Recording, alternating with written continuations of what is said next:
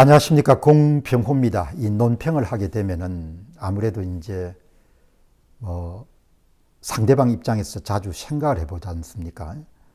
그 이제 지금 이재명 민주당 당 대표나 또 이재명 측근들 그리고 또 이제 선거 비용을 전액 이렇게 개내야 되는 그런 민주당 입장에서 생각해 보게 되면은 고민이 참 많을 것 같아요. 예.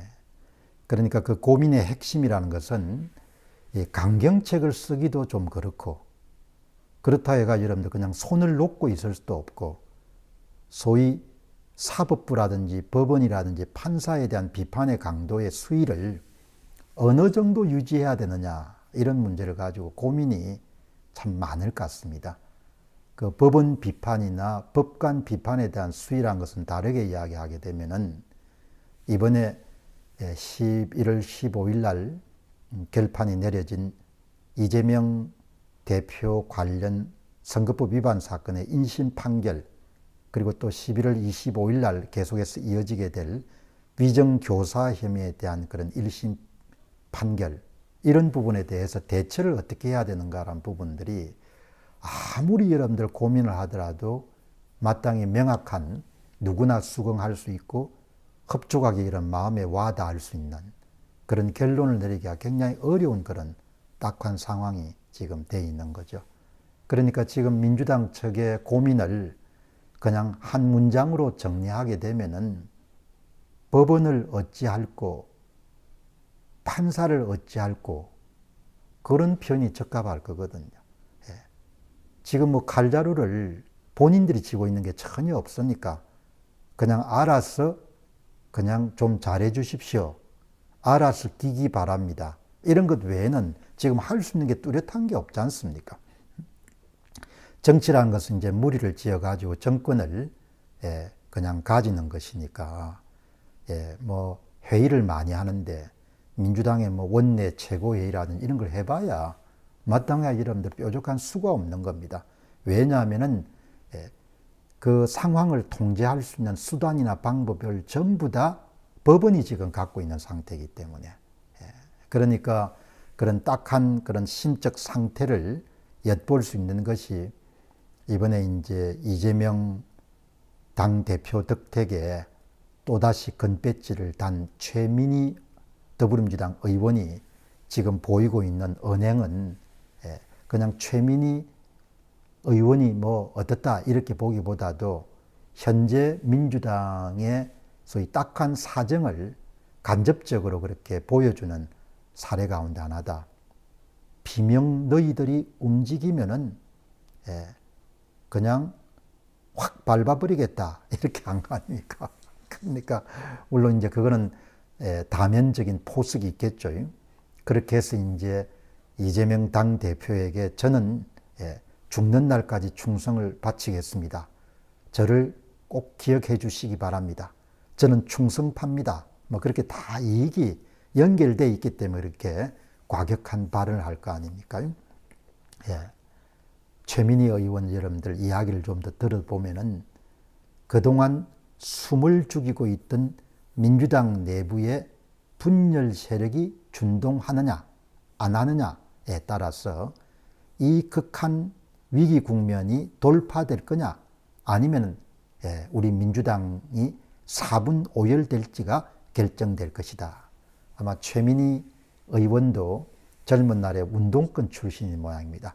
분열 세력, 준동 뭐 이런 것이 다 이런 보면은 운동권들이 좋아하는 그런 표현이고 머릿속에 그런 생각을 갖고 있기 때문에 그렇게 이제 적나라하게 표현이 되지 않습니까? 이제 그렇게 이제 최민희 의원이 강경 발언을 하니까 당에서 좀 딱했던지 즉시 여러분들 무마하는 발언이 나왔지 않습니까? 당 차원의 공식적인 입장은 아닙니다.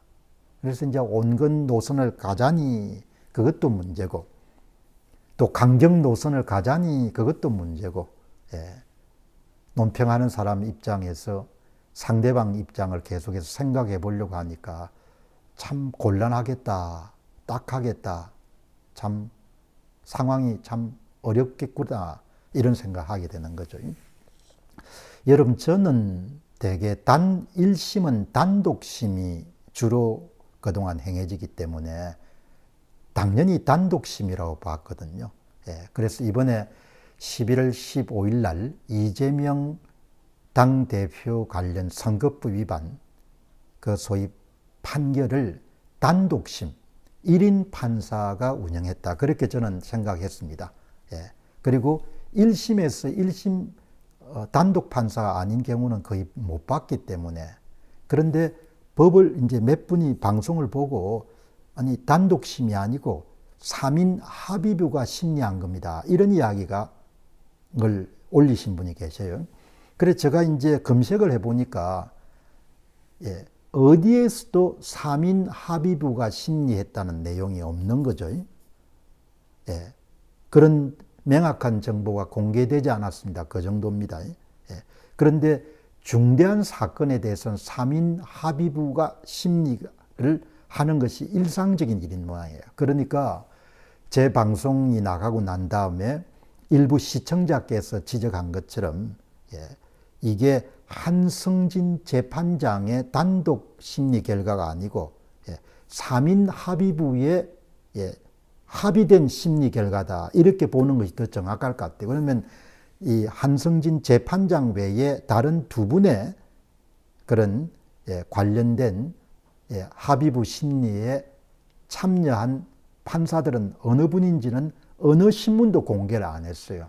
아마 이제 제가 볼 때는 정치적으로 민감한 사안이기 때문에 그냥 한성진 재판장이 전부 다 돌팔매를 맞고 예, 나머지 분들은 그냥 보호하는 측면에서 상시한 그런 정보를 제공하지 않았냐 생각인데 어느 신문에서도 나오지 않거든요.